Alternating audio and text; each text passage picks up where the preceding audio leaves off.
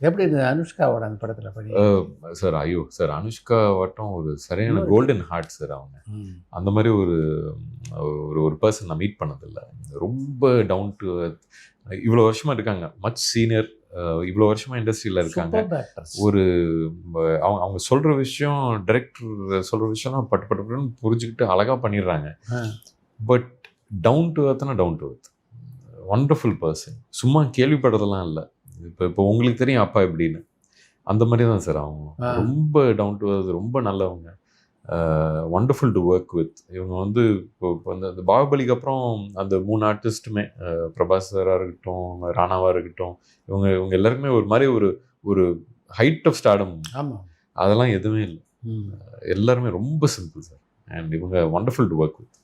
மேம்படுத்தப்பட்ட சமூக பொருளாதார வளர்ச்சியை அடைய மக்களுக்கு வழிகாட்டுவதே மக்கள் நீதி மையத்தின் முதன்மை பணி.